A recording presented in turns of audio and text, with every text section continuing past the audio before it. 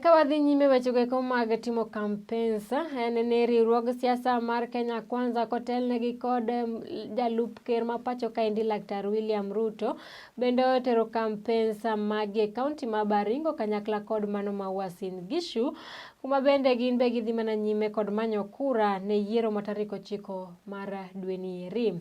Kolose gweko mag Dama Ravine Baringo County, Ruto osingone jopiny makono ni yiero ibiro tim kod Kuwe kendo kik gibed kod luoro moro amora kata matine kindgi. Ojiwo jotelo ma bende otelne weche mag arita kwe pacho kaendi mondo obi oneni kwe obedo e kinde mag yiero to kata mana e tok yiero. Ruto bende okwayo jopiny makono mondo obi ogo kura ne riwruogno ero mano mar Kenya Kwanza obi okonygi kelo dongruoge ne piny Kenya. Ka jotelo mamoko mabe noteno migosi Ruto moriwo kanyakla jodito mag Kenya Kwanza kaka migosi Musalia Mudavadi kanyakla kod Moses Wetangula bende odhi mana nyime kod sero ne Kenya Kwanza ombulu e kind jopiny makono. Tarehe 9 mwezi huu kila mmoja wetu ajitokeze apigie William Samoei Ruto kura.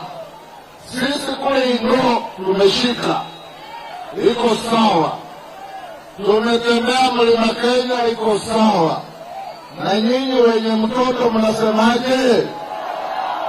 Mnasemaje? Jambo langu la kwanza ni kumwambia rais wetu anayestaafu, tunaona umeanza kulegeza msimamo wako kuhusu hii uchaguzi. Sisi kama Kenya Kwanza, we don't require any favors from you. We just require from you fairness and justice. Uachilie IEBC fanye kazi yake, wananchi wafanye kazi yao, wapige kura na wamtangaze William Ruto kama mshindi, kwa sababu tunajua anaenda kushinda. Sisi Bwana President, we do not have time for a remote controlled project. Hatutaki kiongozi ambaye mtu anafinya left anaenda left, mtu anafinya right anaenda right, mtu anasema toroka debate anatoroka debate. Tunaelewana kabisa? Na tunaomba la mwisho, please, the Ministry of Energy on the 9th of August, through to the tallying of the results, let us make sure this country has enough fuel for people to travel to their polling stations. We don't want you to give us blackouts when people are tallying the votes. Mujeru, na wewe usizime vyombo vya habari.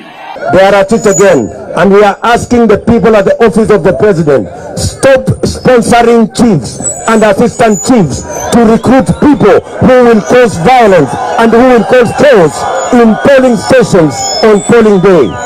Ninyi mnanielewa? Tunamwambia rais, tafadhali my friend, wewe umekuwa rais miaka 10. Tafadhali usiache nje, usivuruge nchi. Usivuruge nchi. Usilete vurugu katika taifa letu. Wacha kutumia machief kulete fujo. Wacha kupanga machief eti wanunue watu ambao watalete fujo huko kwa polling station. Hawa machief ni wafanyikazi wa serikali, na wafanyikazi wa serikali wanafanyia kwa Kenya wote bila ya kujali misingi ya kabila, dini ama mirengo ya kisiasa. Na nataka nimwambie ndugu yangu Bwana Kameru, please, Director General of NSIS, don't agree your institution to be used against the people of Kenya. Don't agree, because you, as a person who has the intelligence of this country, you know who these people are. They are either your people or your people know them. They should be stopped, because we want a peaceful election. We have already won this election, and we do not want anybody to bring chaos so that we can stop our win of this election.